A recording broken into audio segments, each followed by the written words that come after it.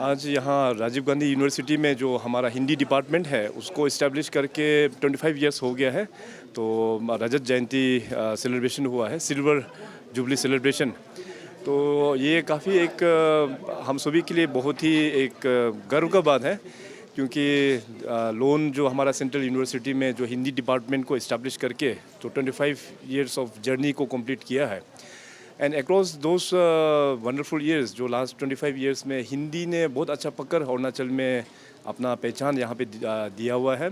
आज हमारे बीच में मैंने विटनेस किया कि अपना ही अरुणाचली जो बच्चे लोग हिंदी में पढ़ाई करके यहाँ पे प्रोफेसर बने हुए हैं, असिस्टेंट प्रोफेसर बने हुए हैं, और अलग अलग विभाग में भी जाके वो लोग सर्विस दे रहा है। तो आने वाला दिनों में, क्योंकि अरुणाचल का जो यूनिकनेस है, हमारे यहाँ पे बहुत सारा ट्राइब्स, अलग अलग ट्राइब्स है, जिसका जो मदर टंग अलग अलग होता है। तो हिंदी सदियों से ही हिंदी एक ऐसा एक भाषा है अरुणाचल में जो सब ट्राइब्स को जोड़ के रखा हुआ है। तो हिंदी को और भी बढ़ावा देना मैंने इम्पोर्टेंट समझा।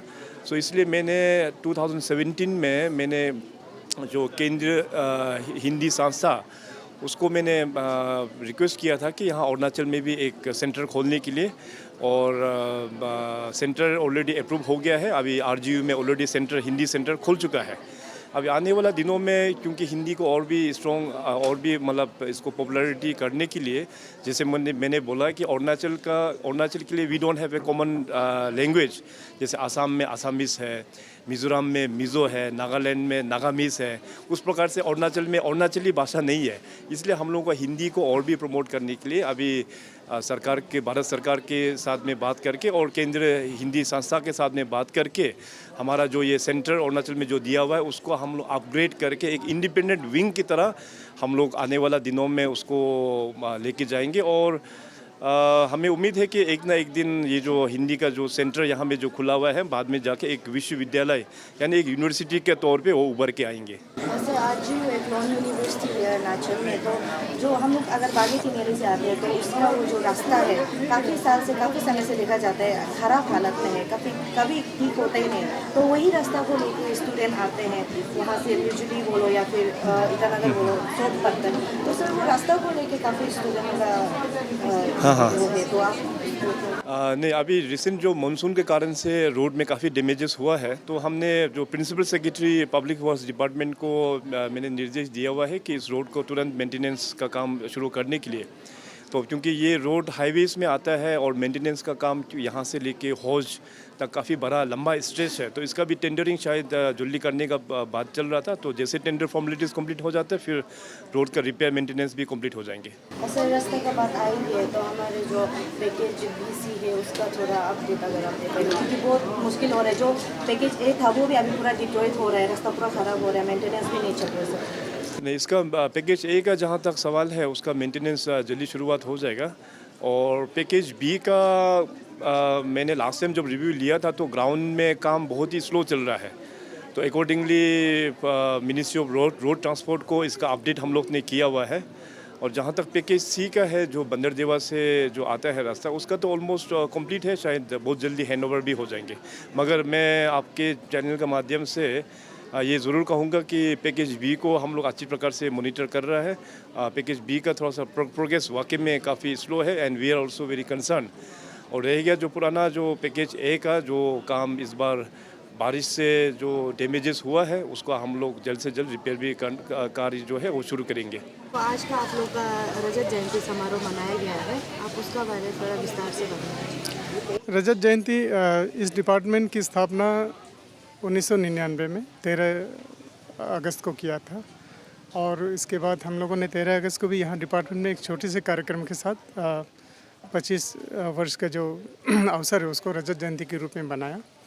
इसको मनाने का एक विशेष उद्देश्य यही था कि 25 वर्षों में हमने बहुत एक कठिन यात्रा के दौरान हमने क्या क्या अभी हमने अर्जित किया है, क्या क्या हमने अर्न किया है अरुणाचल में हिंदी के विकास को लेकर, और अरुणाचल में हिंदी को प्रोफेशन के रूप में हम अपने अरुणाचली लोगों को कैसे ट्रेन कर रहे हैं और विकास की संभावना कैसे बना पाए हैं। और ये 25 वर्ष का एक आकलन हमने किया है।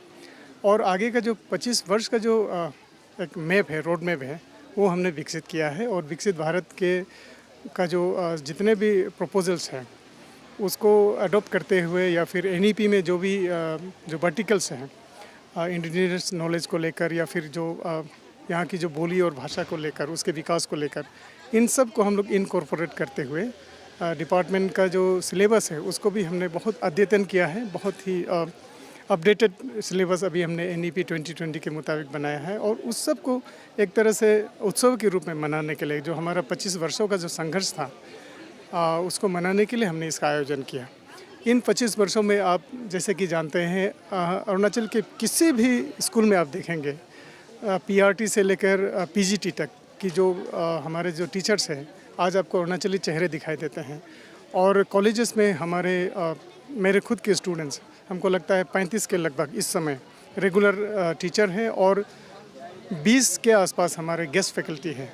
और यहाँ भी राजीव गांधी यूनिवर्सिटी में हम लोग 3 लोग हैं।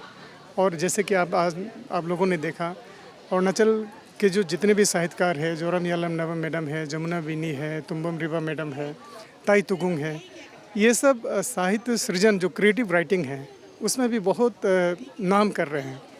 जमुना मैडम की किताबें राजस्थान के कॉलेजेस में पढ़ाई जा रही है।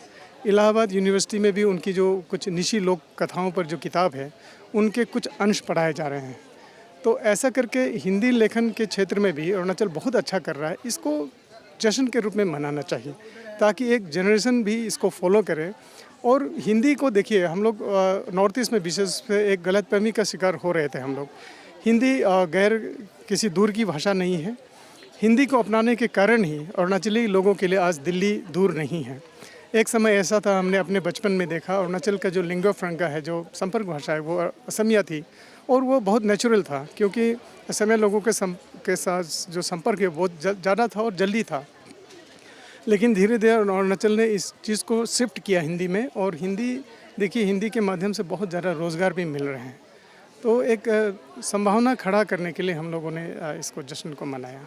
आज आप लोगों ने काफ़ी एलुमनाई स्टूडेंट्स लोग को फेलिसिटेट भी किया। जी। तो आप बता पाएंगे कि कितने स्टूडेंट को आप लोगों ने हमने 13 जो हमारे पूरा छात्र है एलुमनाई है जो अपने अपने क्षेत्र में एक नया कीर्तिमान बनाए हुए हैं। जैसे बॉलीवुड में काम कर रहे हैं, नाटक लेखन में काम कर रहे हैं, कहानी लेखन में, संस्मरण लेखन में।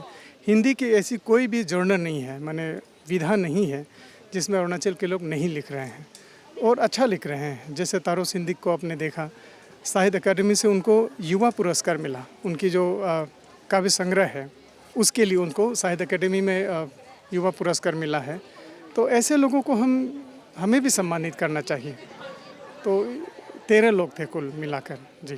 आज जो यहाँ में आप लोगों को फेलिसिटेशन किया गया है, जो आज का हिंदी दिवस मनाया जा रहा है, उसको लेकर आपका एक पॉइंट ऑफ व्यू बना दीजिए। और हिंदी लैंग्वेज को भी लेकर जो हमारे यूथ आगे किस तरह से उसको परस्यू करके यूज़ कर सकते हैं उसको लेकर आपका मैसेज। अच्छा, ये हम लोग रजत जयंती मना रहे हैं।